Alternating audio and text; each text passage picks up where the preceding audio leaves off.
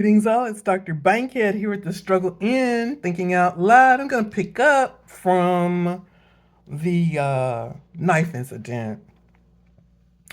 Yeah, several things happened during the marriage. What is it?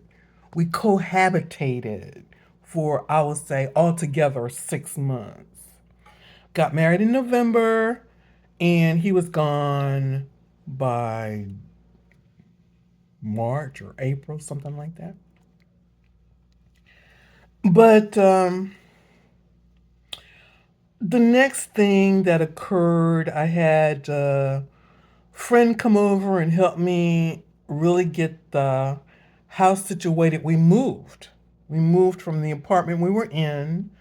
There was a schizophrenic that lived next door that would start cursing at around 2 or 3 in the morning, and he would say he was going to shoot when he sees the whites in the eyes. He's going to shoot when he sees the whites in the eyes. Boo, boo. This is what he would do every day. And then he would leave garbage out in front of the apartment door, and so we needed to relocate. So we moved to another apartment, and a friend of mine came over to help me get everything situated. My mom gave me some beautiful uh, um, blue reupholstered furniture. It's really beautiful blue, a vibrant blue. I've never seen furniture in that color before. But blue is my favorite color, and she did it for me. And I loved it. But when the ex-husband came home from work, he was doing car mechanic stuff, and he had black grease all over himself. And I asked him, please, not to sit in the chairs until he cleaned up. But he said he didn't know why he had to wait. He could sit in the chair now. So he got black grease on my chair. I wasn't really pleased about that. And then he had gotten some fish one day, and my friend had helped me clean up the kitchen. In fact, it was the day after we cleaned up the kitchen. Everything was put away, all the dishes were cleaned, and everything. It was beautiful. And he came in the kitchen the following day, before I got home from work, and he cleaned, scaled the fish, and scales were all over the kitchen sink, all over the dishes. It was just a mess. He had a friend, his friend propositioned to me. I told him that his friend propositioned to me, and he said his friend would never do anything like that. He was a sorry husband. But as someone pointed out, I chose to marry him, so that was my choice. It was another one of my lessons. And it I had every reason to suspect that he was having an affair with someone. Um, and uh, I was finding a great deal of fascination in reading true life murder stories. And I finally got a grip on myself, and it occurred to me that that wasn't a really healthy thing to be doing, because I think it was just fueling some type of inner anger I was building up. And so the ex had a thing where he was working. He would leave like at 6 in the morning, and he would get off work like 3 in the afternoon. So he would be home far earlier than when I got home from work, or he should have gotten home from work far earlier than when I got home from work. However, that wasn't the case, and this is the reason why I suspected he was having an affair with someone. And I could tell you who the someone was, but we won't go into that. That's not necessary. In any event, he wouldn't arrive home until 11 or 12 at night, when I knew he got off at 3 in the afternoon. Uh, and the way the apartment was set up, you walk in the front door, and that you're in the living room. The kitchen was to the left, and straight ahead was a hallway, And on the left side of the hallway was the bathroom and then the door to the bedroom.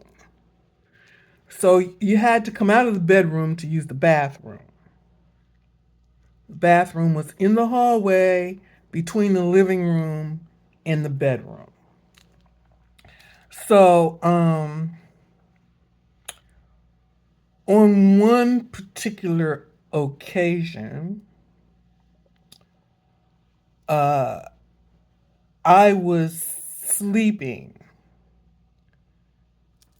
and he wasn't home. I used to ask him to please call me and let me know when he was on his way home because the door only had the doorknob lock and the chain at the top. And the apartment was the first apartment in the building. It was I don't know what you call it. It was like four apartments. We had a patio apartment. We were on the front on the left. And then there was a apartment on the front on the right. And then there were two apartments overhead. So I asked him to call and let me know when he was coming home because I felt more secure having the chain on the door. And I was being considerate of him not to put the chain on the door while he still wasn't home yet.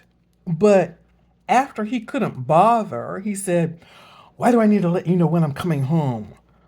Why do I have to bother to let you know? I'll be home." So after that, and I was tired, he wasn't coming home until 11 or 12, and I had to go to work at the next morning, and I was trying to go to bed at 9 or 10. So I said to myself, you know what? I'll just put the chain on the door and I'll let him in when he gets home. So I put the chain on the door and he got home and he wanted to start an argument about that. And I never really liked to argue with this man because, the Bible says a quiet answer turns away wrath. That wasn't the case. He would just continue. And I tried in the beginning initially to escape the apartment, but he would barricade the door and tell me I wasn't going anywhere. It was just a horrible living situation. I like to say I'm not going over all the little details and nuances of the 6 months, but I like to say I went through more hell in 6 months than some people have in 50 years. In any event, he complained about my cooking and he decided he was going to fix his own fish. So he would come home at 11 o'clock and he would fry this fish with the onions and the peppers like they do in Jamaica.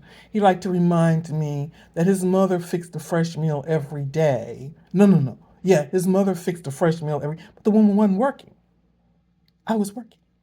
I said, if you want me to stay home and cook meals for you every day, I will do that. Because he wanted his meals fresh. He didn't want to eat any leftovers. Everything must be fresh every day.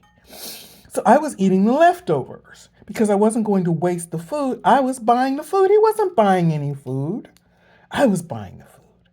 So I was eating the leftovers because I wasn't going to throw away my food that I had purchased with the money that I spent, that I bought, that I earned. So I got heavier. And then he would complain that I wasn't eating what he was eating because I was eating the leftovers and he was eating the fresh food. Oh, it was just insane. Anyway, this is Dr. Bankhead at the Struggle In Thinking Out Loud. I'll see you in the next video. I am grateful for I am fully great. Yes, I am.